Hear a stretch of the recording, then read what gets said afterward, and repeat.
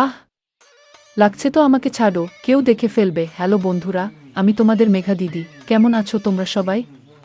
আশা করি অনেক ভালোই আছো।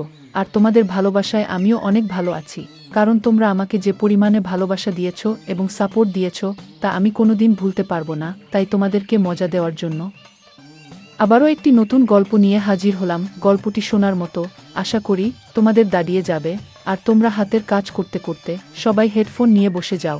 যদি আমার গল্প শুনে মজা পাও তাহলে অবশ্যই আমার চ্যানেলটি সাবস্ক্রাইব করবে। তো চলো বন্ধুরা, আমরা কথা না বাড়িয়ে আসল গল্পে চলে যাই।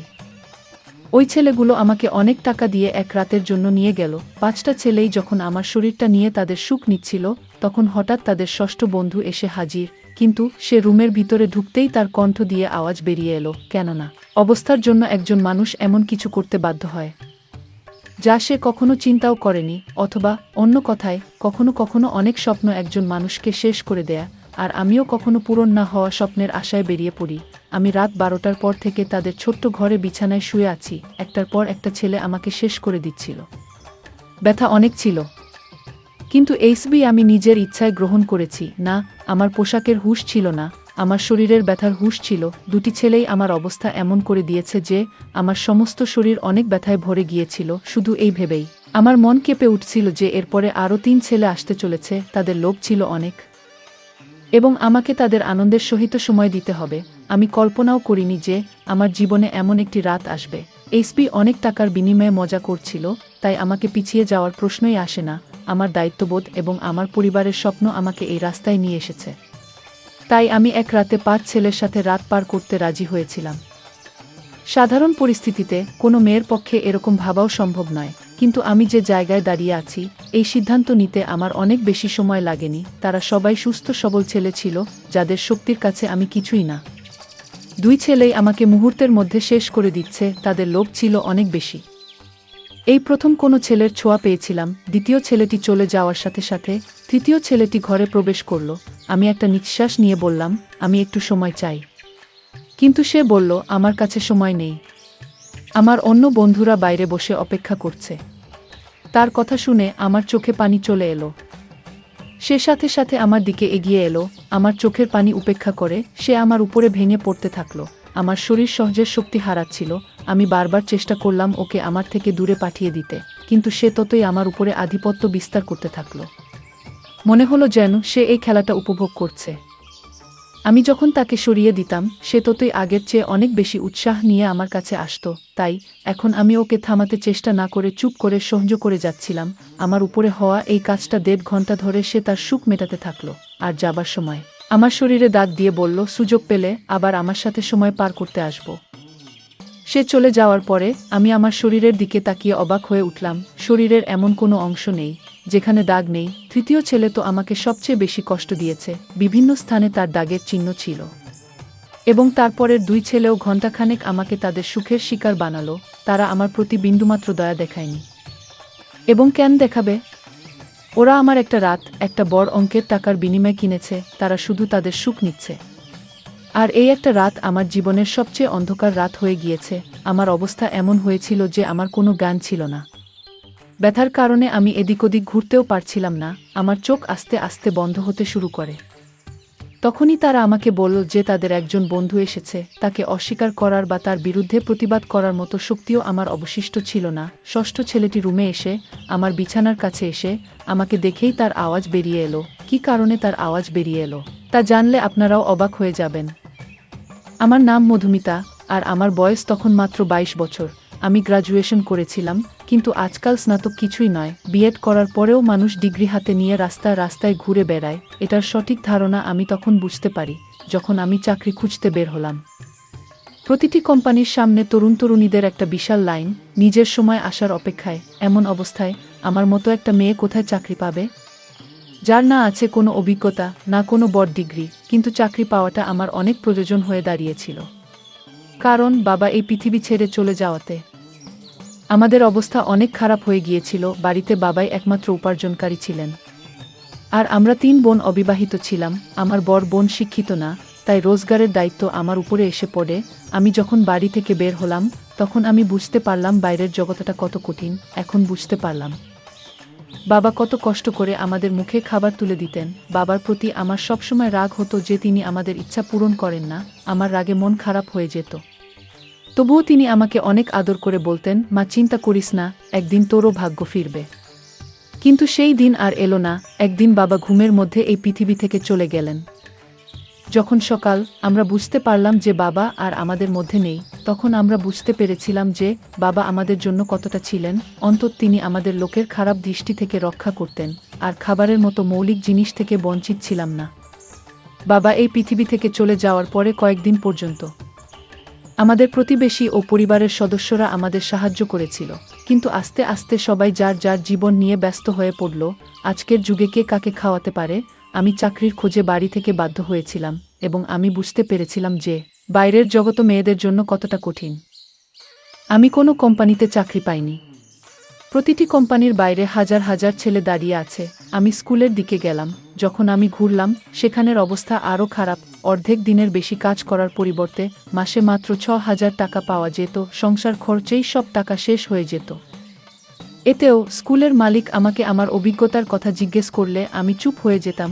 অনেক খোঁজাখুঁজি করেও কোনো কাজ পেলাম না। তাই আমার এক বন্ধুর ভাইয়ের মাধ্যমে আমি একটি পিৎজা হাউসে ওয়েটারের চাকরি পাই, যেখানে সারাক্ষণ ছেলে মানুষের ভিড় থাকত। সেখানে একটা কালো রঙের কোট আমার হাতে তুলে দেওয়া হলো, যার উপরে পিৎজা হাউসের নাম লেখা ছিল। পরের দিন থেকেই আমাকে কাজের জন্য ডাকা হয়েছিল। তারা ওয়েটারের নামে একটি আধুনিক মেয়ে চেয়েছিল, যার শরীরের উপরে ছোট চুল ছড়িয়ে থাকবে এবং সে যেন অনেক মেকআপ করে ডাইনিং হলে দাঁড়িয়ে থাকে। আমি ইউনিফর্মটি আমার ব্যাগে রেখে বাড়ি ফিরে এলাম। আমি তখনও ঠিক করতে পারিনি যে আমি এ কাজটি করতে চাই কিনা, কারণ এটা আমার জন্য খুবই কঠিন কাজ। বাবা থাকতে আমাকে কখনোই প্রয়োজন ছাড়া বাড়ি থেকে বের হতে হয়নি। আর এতসব পোশাক পরে এত ছেলের মধ্যে পিৎজা হাউসে দাঁড়িয়ে থাকাটা আমার জন্য অনেক অস্বস্তিকর কাজ ছিল। কিন্তু ক্ষুধা একজন মানুষকে সবকিছু করতে বাধ্য করে। আমি যখন সেখান থেকে বাড়ি ফিরে আসি, তখন আমার মা দরজার দিকে তাকিয়ে দাঁড়িয়েছিলেন। আমাকে দেখে তার চোখে পানি চলে আসলো। আমি আমার মাকে জিজ্ঞেস করলাম, তিনি দরজা পর্যন্ত কেন এসেছিলেন? তখন মা কাঁদতে শুরু করে বলল, মা, কারেন্ট মিটারের লোকজন এসে আমাদের বিদ্যুৎ সংযোগটা বিচ্ছিন্ন করে দিয়ে গেছে। মায়ের কথা শুনে আমার মনটা কেমন করে উঠল। এখন অনেক গরম, কারেন্ট ছাড়া বেঁচে থাকা অনেক কঠিন। কিন্তু গত 2 মাস ধরে আমরা বিল দিতে পারিনি। সম্ভবত সে কারণেই আমাদের বিদ্যুৎ সংযোগটা বিচ্ছিন্ন করে দিয়েছে। মায়ের চোখের পানি আমাকে সিদ্ধান্ত নিতে বাধ্য করে। আমি মাকে ধরে বললাম, আমি একটা ভালো জায়গা চাকরি পেয়েছি। কাল থেকে আমাকে কাজে যেতে হবে। মা আমার মাথায় হাত রেখে বললেন, এখন তুই আমাদের ভরসা, আর তোকেই তোর 2 বোনের বিয়ের ব্যবস্থা করতে হবে। মা আমার উপরে একটি ভারী দায়িত্ব দিয়ে দিলেন। আমি ভাবছিলাম কিভাবে আমি এই দায়িত্ব পালন করব, কিন্তু আমাকেই এই দায়িত্ব পালন করতে হবে। মা জিজ্ঞেস করছিলেন আমি কোথায় চাকরি পেয়েছি, কিন্তু আমি তাকে বলতে চাইনি আমি কোথায় চাকরি পেয়েছি। তাই আমি মাকে বললাম, আমি একটি বড় কোম্পানিতে একটি ভালো চাকরি পেয়েছি। আমার কাজের সময় ছিল বিকাল 3টা থেকে রাত 11টা পর্যন্ত। আমি অনেক কষ্টে মাকে এই কথাটা বলেছিলাম আমার চাকরির সময় জেনে। তিনি অবাক হয়ে আমার দিকে তাকাতে থাকলেন। তিনি বললেন, এটা কোন কোম্পানি যেখানে বিকেল 3টায় তোকে কাজে ডাকে? আমি মিথ্যা বলেছিলাম যে এটা একটা মাল্টিন্যাশনাল কোম্পানি, এখানে 24 ঘন্টা কাজ চলে। এই সময় আমাদের টাকার এত প্রয়োজন ছিল যে তিনি আমাকে প্রশ্ন করার পরিবর্তে আমাকে অনেক আশীর্বাদ করলেন। পরের দিন দুপুর 2টোর দিকে পিৎজা হাউসের জন্য বেরিয়ে পড়লাম। আমি কি জানতাম এখান থেকে আমার ভাগ্য আমাকে কোথায় নিয়ে যাবে। পিৎজা হাউসে আসার পর ইউনিফর্ম চেঞ্জ করছিলাম। ম্যানেজার আমাকে পিৎজা হাউসের দরজার কাছে দাঁড় করিয়ে বললেন, আজ তোমার প্রথম দিন, তাই তুমি আসা সবাইকে সম্মানের সাথে স্বাগত জানাবে। তারপরে আমার দিকে তাকিয়ে সে রেগে বলল, এটা কিরকম হলো? আগে তুমি তোমার মেকআপ করো। ম্যানেজারের কথা শুনে আমি টেনশনে পড়ে গেলাম, কারণ আমার মেকআপ ছিল না। সেখানে উপস্থিত আরেকটি মেয়ে তার মেকআপ নিয়ে আমাকে দ্রুত মেকআপ করে দিল। তারপরে আমি যখন আয়নায় নিজেকে দেখলাম, আমি অবাক হয়ে গেলাম। আমি জানতাম না যে আমি এত সুন্দর। আমার শরীরের রং সাদা, কিন্তু একটু মেকআপ করার পর আমি অনেক উজ্জ্বল হয়ে উঠলাম। আয়নায় নিজেকে দেখছিলাম। তখন মেয়েটি বলতে শুরু করল যে এই লোকগুলো তোমাকে শুধু তোমার সৌন্দর্যের জন্য এখানে রেখেছে, নইলে কাজ করার জন্য তো অনেক লোক আছে। আমি জানলাম যে আমি আমার যোগ্যতার জন্য নয়, আমার সৌন্দর্যের কারণে এই কাজটি পেয়েছি। কাজের প্রথম দিনটি আমার জন্য অনেক কষ্টের ছিল। আমি বিকাল 3টা থেকে দরজায় দাঁড়িয়ে আছি। এখানে আসা ছেলে মেয়েদের স্বাগত জানাচ্ছি। মহিলাদের সংখ্যা অনেক কম, বেশিরভাগ ছেলেরাই আসছিলেন। শেষের দিকে আমার পায়ে অনেক ব্যথা ছিল। তারপরেও বাসে করে রাত 12টার দিকে বাড়িতে পৌঁছালাম। মা জেগে আমার জন্য অপেক্ষা করছিলেন। আমি মায়ের সাথে বসে খাবার খেয়ে তাড়াতাড়ি বিছানায় শুয়ে পড়লাম। আমি বাবাকে অনেক মিস করছি। বাবা আমার বেশিরভাগ দুঃখ সামলাতেন। তবুও আমি সবসময় তার সাথে এটা সেটা নিয়ে রাগ করতাম। আমি পায়ের ব্যথায় অনেক কষ্ট করতে করতে বুঝতেই পারিনি কখন ঘুমিয়ে পড়েছি। পরের দিন আবার দুপুর 2টোর দিকে বাসা থেকে বের হলাম। আজ আমাকে দরজার কাছে দাঁড় করিয়ে না রেখে অর্ডার নেওয়ার জন্য কাজটি দেওয়া হয়েছিল। এই কাজটা আমার কাছে কিছুটা সহজ মনে হয়েছিল, কিন্তু কিছু সময় পরে বুঝেছিলাম এই কাজটা মোটেও সহজ নয়। আমি যার কাছে অর্ডার নিতে যেতাম প্রায়ই ছেলেরা আমার মাথা থেকে পা পর্যন্ত তাকিয়ে হাসত এবং জবাবে আমাকেও হাসতে হতো, কারণ এটাই আমার কাজের নিয়ম। তারা ইচ্ছাকৃতভাবে অর্ডার দিতে অনেক সময় নিত। মাঝে মাঝে অর্ডার দেওয়ার সময় আমার এত কাছে আসতো যে আমার নিঃশ্বাস বন্ধ হয়ে যেত। এখন আমি ভালোই বুঝতে পারছি যে এই পিৎজা হাউসটি ওয়েটারের কারণেই চলত। এখানে আসা বেশিরভাগ ছেলেই আসতো শুধুমাত্র মেয়েদের জন্য। দিনগুলো এভাবেই চলে যাচ্ছিল এবং আমি এখানে কাজ শুরু করার 1 মাস হয়ে গেল। সেই 1 মাসে অনেক কিছু ঘটে যা আমার জন্য অনেক অদ্ভুত ছিল। ছেলেদের অর্ডার দেওয়ার অজুহাতের কাছে আসা এবং ডবল মিনিংযুক্ত শব্দ ব্যবহার করা। কিন্তু এই চাকরির সবচেয়ে ভালো জিনিস হলো বেতন ছাড়াও এই 1 মাসে অনেক টিপের টাকা জোগাড় হয়েছিল। সেই টাকা আমি বিদ্যুতের বিল দিতে ব্যবহার করি। আস্তে আস্তে পিৎজা হাউসের বেশে খারাপ হয়ে পড়ি। প্রতিদিন সন্ধ্যায় 5 জন ছেলে পিৎজা খেতে এসে কোণা টেবিলে বসত। সেই টেবিলটা ছিল আমার ভাগে। আমি প্রতিদিন তাদের কাছে অর্ডার নিতে যেতাম। তারা 5 জনই 24 বছর থেকে 35 বছরের ছেলে, যারা আমার দিকে গভীরভাবে তাকাতো। আজও যখন আমি তাদের কাছে অর্ডার নিতে গেলাম, তাদের একজন জিজ্ঞেস করে, তুমি এখানে বাধ্য হয়ে কাজ কর, তাই না? আমি হ্যাঁ বলে দিলাম। সে সাথে সাথে তার কার্ডটি বের করে আমার সামনে রেখে বলল, তোমাকে অনেক ভদ্র মেয়ে বলে মনে হচ্ছে। যদি তোমার কোনো সাহায্যের প্রয়োজন হয় তবে দয়া করে আমাকে মনে রেখো। আমি কিছু না ভেবেই কার্ডটি নিয়ে আমার কোটের পকেটে রাখলাম। আমি যখন কার্ডটি নিলাম সে হাসল। তারপরে এই চলতে থাকলো প্রতিদিন। আমি তাদের অর্ডার নিতে যেতাম, তাদের একজন আমাকে প্রশ্ন করত। এইভাবে প্রতিদিনের কথা বলার কারণে আমাদের মধ্যে কিছুটা বন্ধুত্বপূর্ণ সম্পর্ক তৈরি হয়। দ্বিতীয় মাসও দেখতে দেখতে পার হয়ে গেল। তারপরে একদিন মা আমাকে বললেন যে তোর বড় দিদির খুব ভালো একটা সম্বন্ধ এসেছে আর তারা তাড়াতাড়ি বিয়ে করাতে চায়। মায়ের কথা শুনে আমি অনেক টেনশনে পড়ে গেলাম, কারণ সবে মাত্র আমি বাড়ির খরচ বহন করেছি। বিয়ের দায়িত্বের কথা ভাবতেও পারিনি। মা বলতে শুরু করেন, তোর কোম্পানি থেকে লোন নিয়ে অনেক বড় কোম্পানি লাখ টাকা লোন পেলেও তোর দিদির বিয়ে ভালোভাবে হয়ে যাবে। আমার বড় দিদি 24 বছর বয়সী এবং মা তাকে নিয়ে অনেক টেনশনে ছিলেন। এখন আমি কিভাবে মাকে বলবো যে আমি পিৎজা হাউসে ছোট একটা চাকরি করি, আমি কিভাবে লাখ টাকা জোগাড় করব? তাই আমি মায়ের কথার কোনো রিপ্লাই দেইনি, কিন্তু মায়ের চোখে আসার আলো স্পষ্ট দেখতে পাচ্ছিলাম। আমার মা নিশ্চিত ছিলেন যে আমি কোম্পানি থেকে লোন পাব। আর আমি ভাবছিলাম আমার মিথ্যা আমাকে কিভাবে ফাঁসিয়ে দিয়েছে। পরের দিন আমি কাজের সময় সারাক্ষণ টেনশনে ছিলাম, যেটি আমার সাথে কাজ করা মেয়েটি লক্ষ্য করেছিল। সে আমাকে বলল, মধুমিতা, তোমার অনেক মন খারাপ মনে হচ্ছে। আমি তাকে বলেই দিলাম আমার বড় দিদির বিয়ে দিতে হবে, কিন্তু আমার কাছে এত টাকা নেই। আমার কথা শুনে সে বলল, তাহলে এত খরচ করার কি দরকার?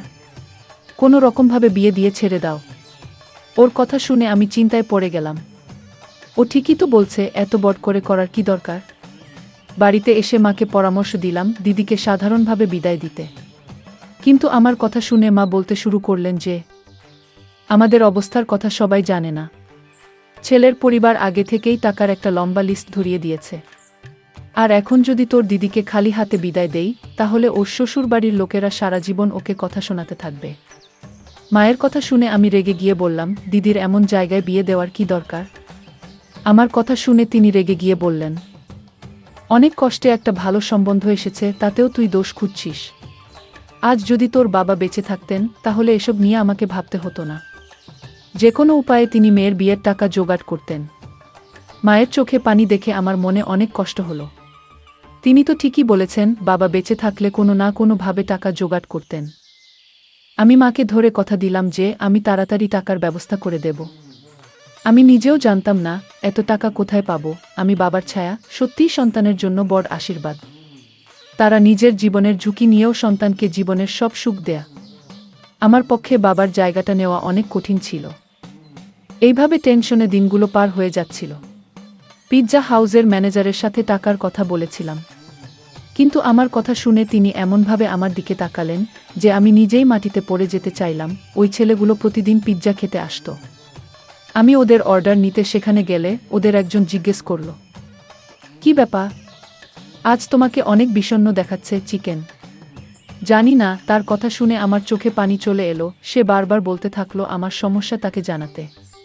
না চাইলেও আমি তাকে আমার সমস্যার কথাটা বললাম, কারণ আমিও এমন একজনকে খুঁজছিলাম যার সাথে আমি আমার অনুভূতি এবং কষ্ট শেয়ার করতে পারি। আমার কথা শুনে তার মুখে হাসি ফুটে উঠল এবং বলল, তুমি এত ছোট একটা ব্যাপারের জন্য মন খারাপ করেছ কেন? আমরা তোমাকে আমাদের কার্ড কি জন্য দিয়েছিলাম? যাতে কোনো সমস্যা হলে তুমি আমাদের মনে রাখতে পারো। আমি অবাক চোখে তাকিয়ে রইলাম। আমি কল্পনাও করতে পারিনি যে ওই 5 অপরিচিত ছেলে আমাকে টাকা দিতে পারে, কিন্তু তারা 5 জনই সাথে সাথে আমাকে লাখ টাকা অফার করল। আমি তাদের দিকে তাকিয়ে রইলাম। সে বলল যে 20,000 টাকা দেওয়া আমাদের জন্য কোনো ব্যাপার না, তবে আমাকেও তাদের জন্য কিছু কাজ করতে হবে। তাদের কথা শুনে আমি অনেক সময় ধরে চেষ্টা করেও বুঝতে পারলাম না আমি ওদের কি কাজ করতে পারি। তারপরে আমি অবাক হয়ে গেলাম এবং বললাম, আমি একটা বড় পরিবারের মেয়ে নয়, আমি কোনো খারাপ কাজ করতে পারবো না। তারা হেসে বলল, আমরা শুধু প্রস্তাব দিয়েছি, অ্যাকসেপ্ট করা বা না করা তোমার ইচ্ছে, কিন্তু আজকের সময় নিজের হলেও কেউ তোমাকে 1 লাখ টাকা দেবে না। কথা তো তাদেরও ঠিক, কিন্তু আমি আমার সব হারিয়ে লাখ টাকা পেতে চাইনি। তাই আমি তাদের নাম করে দিলাম। যখন বাড়ি ফিরলাম তখনও মা ও দিদি আমার জন্য অপেক্ষা করে বসেছিলেন। মা জানান, দিদির শ্বশুরবাড়ির লোকজন 1 মাস পর বিয়ের কথা বলছে এবং তারা তাদের ছোট ছেলের জন্য দিদির পাশাপাশি মেজ দিদিকেও তাদের বাড়ির বুক করতে চায়। এতে এক খরচে 2 বিয়ে হয়ে যাবে।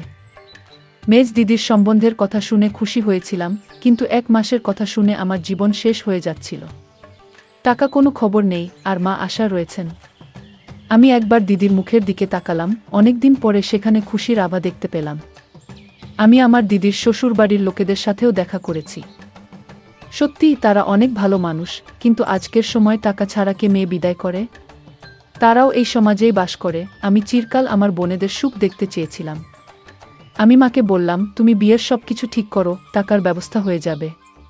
আমার কথা শুনে ঘরে খুশির জোয়ার বইল, কিন্তু তারা জানত না তাদের এই খুশি আমার সম্মানের বিনিময়ে মিলেছে। পরের দিন আমি সেই 5 ছেলের কথায় রাজি হয়ে যাই।